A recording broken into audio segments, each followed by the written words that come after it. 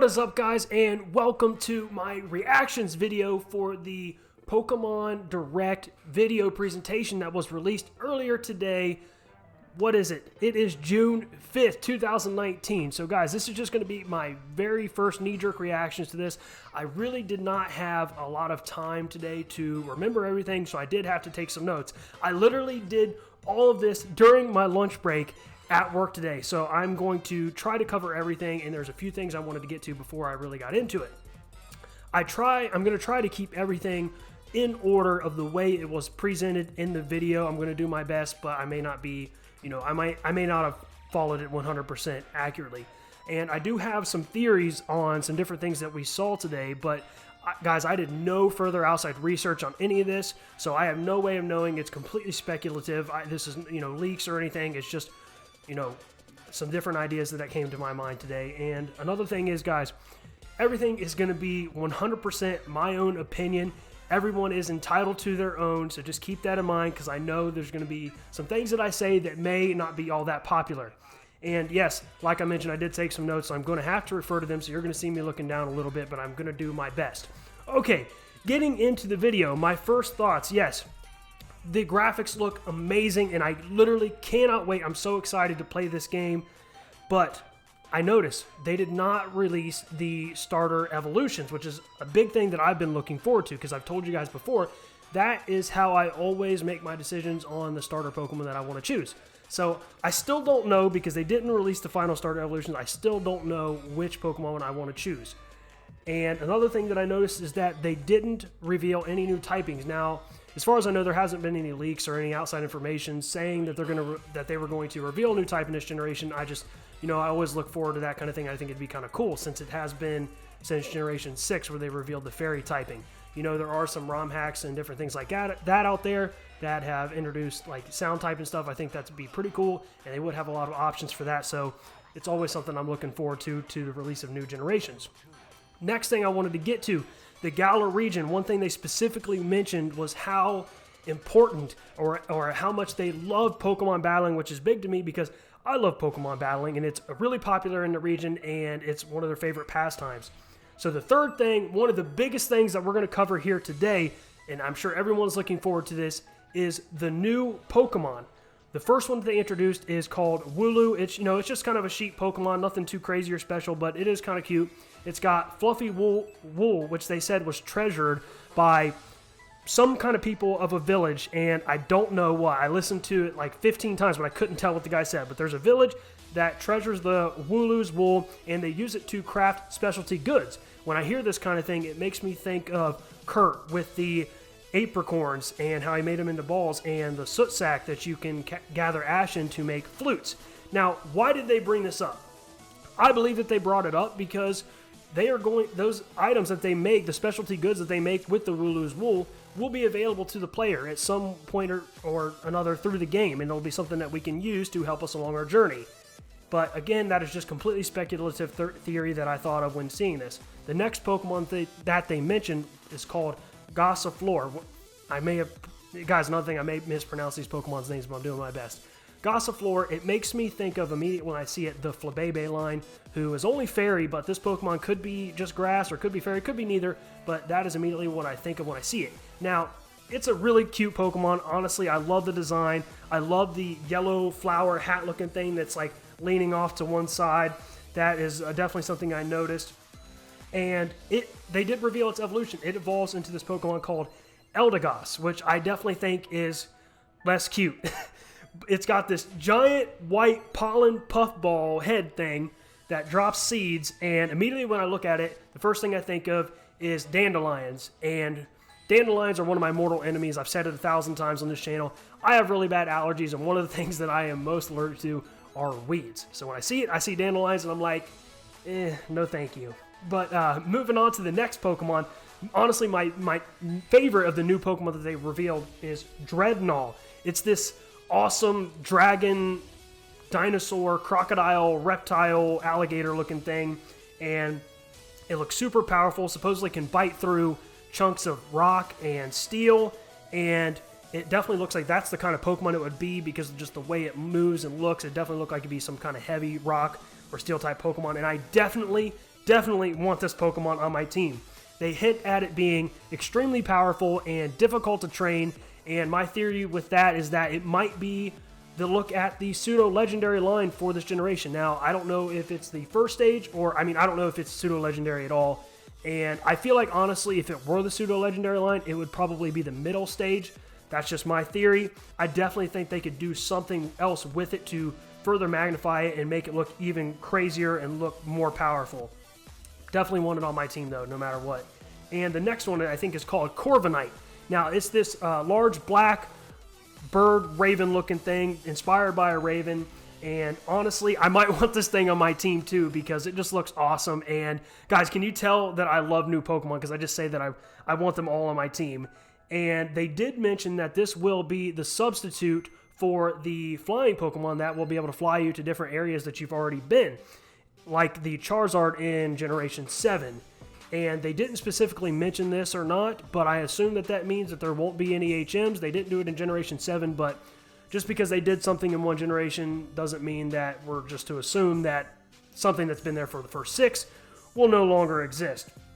Moving forward, they did say that they were going to bring back some old Pokemon, our old favorites, which I love, it's cool. But one thing that I always look forward to when I see these new generations, I want to see a generation that is completely brand new Pokemon, no old Pokemon. I'm sure, if you trade the Pokemon in or post-game or something, that's fine, but I would just like to see an entire new game with entire new Pokedex, all new Pokemon, and that's just something that I would always love to see. Haven't really got it yet. Next thing they really brought up was the quote-unquote wild area, which is, I believe, just, the grass and the routes and stuff in between cities and towns where you can capture wild Pokemon just like you would in any other game.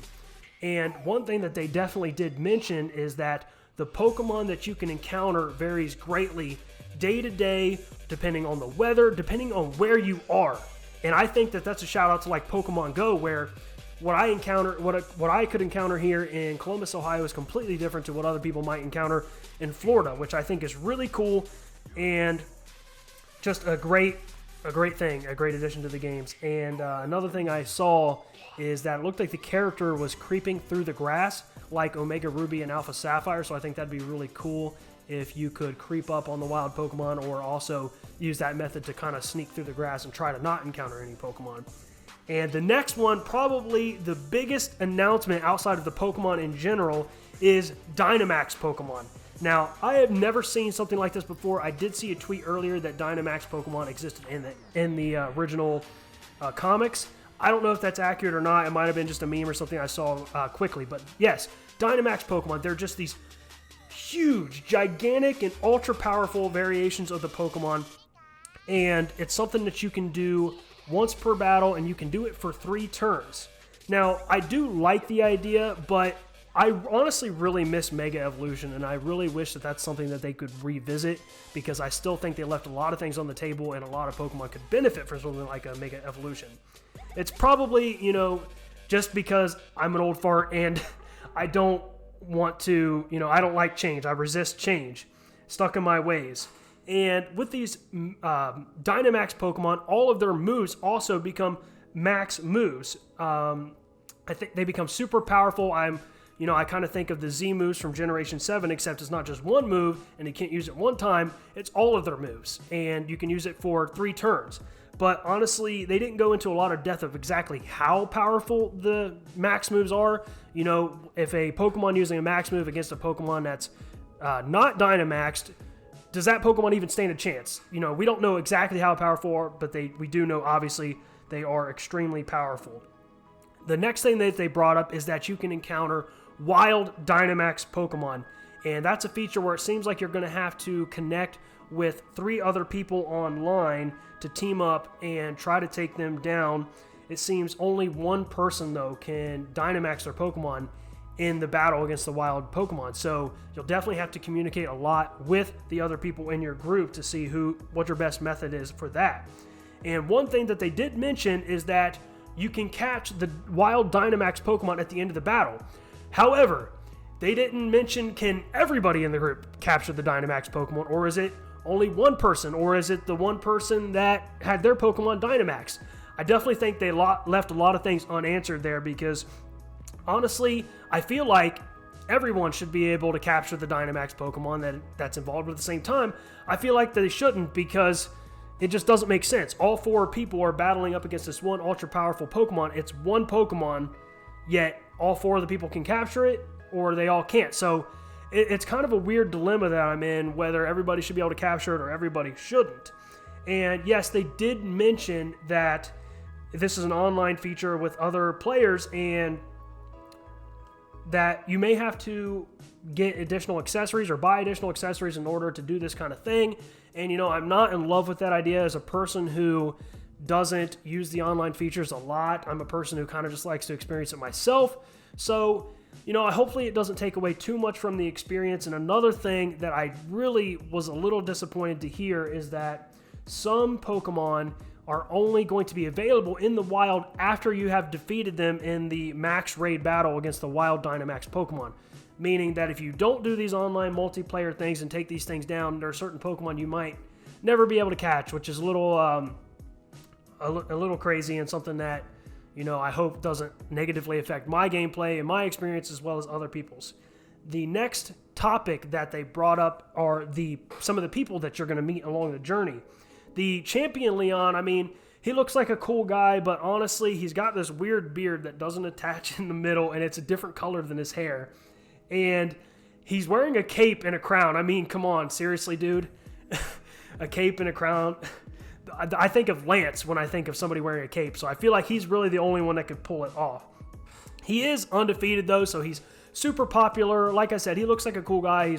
He's really popular. He's a prominent trainer. He's undefeated. Obviously, really powerful, and I'm looking forward to taking him down and becoming the champion of the Galar region. I'm sure you guys are as well.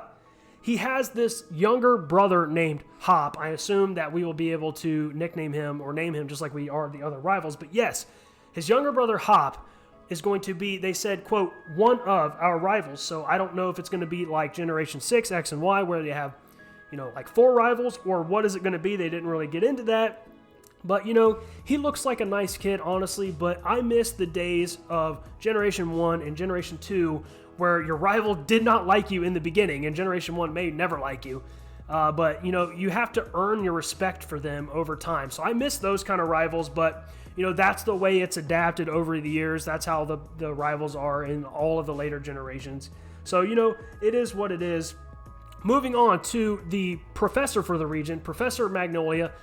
I don't really have a lot to say about her. She looks cool. She's got a nice cane, I guess. And they did mention her assistant or also her granddaughter, Sonia. They are both going to help us a lot in the journey. She looks like a nice lady, but there was this, I saw this clip where she was twirling her hair, looking all seductively and flirtatiously, and I'm like, what are you doing? You're twice our age and we're 10 years old. Everybody knows that. It just comes off as a little bit creepy to me. And the next thing they really talked about is the Pokemon gyms, which look incredibly amazing. They're these giant stadiums catered to the Dynamax Pokemon. It's filled with a crowd full of people, and it gets broadcast on TV, and it goes back to the number 2 point where battling is such a big deal and insanely popular, and I just love it. I love the idea, the concept to open it up with the crowd of people, and I just think it's a really neat idea. They did also mention that all the gym leaders are going to have Dynamax Pokemon. So that makes me think, in the like Generation 6, you didn't get Mega Evolution until like the 3rd gym or something. So you're definitely going to have this right away because the 1st gym is going to have it. So you're going to have to be able to use it against them, I assume, if you have any chance of beating them, unless you want to be insanely over-leveled.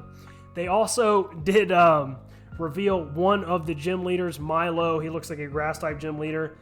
And, the only takeaway I have for him is that he has no nose. He has like 5 freckles on his face, but no nose. That's the only thing I really saw for that. And the thing I was most excited to see, they finally revealed it, were the box legendaries. Because you guys know I brought this up before. I always base which game I'm going to get, obviously, off of the legendary on the game. They haven't revealed that yet, so I was super excited to see that. They look incredibly amazing. And I mentioned that I use the legendaries to decide which Pokemon I'm going to, or which game I'm going to choose. And I'm still undecided at that because Prior to the release today, I probably would have been leaning Pokemon Sword because I'm more of an offensive guy. But after seeing it today, I probably would lean toward Pokemon Shield. And that's because the Pokemon Sword mascot, I believe its name is Zamazenta, has a literal sword hanging out of its mouth. And I'm not sure how I feel about that. I don't think it's something that we've ever seen before. I don't know, is it part of its body or is it just a weapon that it carries around? It doesn't make a lot of sense to me. It's something that we've never seen before. So, not sure how I feel about that. I guess I would feel better if it's like attached to its body in some way, but just the idea that it just carries around this giant sword that hangs out of its mouth is a little interesting to me, to say the least. And the next and really final thing they really covered in the video was the release date, which is going to be November 15th. Looking forward to that. Definitely going to pre-order and get that as fast as I can to play through it right away. And moving on to my final thoughts for the presentation we saw today. Everything looks incredible. Honestly, the graphics look amazing. I can't wait to play it, but my first thoughts really, because it's going to be difficult to Nuzlocke, and obviously I do a lot of Nuzlocks here on the channel. I like to play Nuzlocks, and I feel like with the Dynamax Pokemon being introduced, it is going to be difficult to Nuzlocke. Makes me think of things like Generation 7 with where you battle the Totem Pokemon and the SOS Pokemon. I mean, you're literally battling two Pokemon at once, and one of them's jacked on something, the aura of the Alola region, and I feel like it's going to lead to a new twist and challenge in the Nuzlocke, and it's going to lead to a lot of dead Pokemon, at least on my side. It's definitely going to be hard to Nuzlocke. It'll be a new challenge to get used to. And another thing that I wanted to say is it seems like they have this idea now that they have to introduce a new battling gimmick in every generation. They did it with Mega Evolution in Generation 6, did it with Z-Moves in Generation 7, now they have Dynamax Pokemon in Generation 8. And I'm just a little nervous. I feel like I'm afraid they're reaching to continue to add a new gimmick, a new battling gimmick with each generation. I don't think it needs that. I love Pokemon. I think Pokemon is great and it can stand on its own. And I'm just afraid that it could get too much and a little bit too confusing with all the different strategies and everything. But I know that's what they want. They want to introduce new strategies. I'm an old fart, like I said, and I don't like change. It's probably just me. And I know, like I said, some of these things are going to be unpopular opinions, but that pretty much covers everything, guys. Like I said, all 100% my own opinion, so hopefully I don't offend anybody. Everybody is entitled to their own opinions. And that's pretty much going to wrap it up for this video. If you guys liked it, hit that like button, comment down below, let me know your feedback, and let me know your thoughts on Pokemon Sword and Shield. We'll have a great discussion about that in the comments. And lastly, subscribe for more content. I do lots of Let's Plays and Nuzlocke, so if you guys like that kind of thing, please subscribe, ring that bell to get all of my alerts for when my videos go up right away. Lastly, follow me on Twitter @MetaMech for more content and updates on the channel. I'm your man, MetaMech. Peace.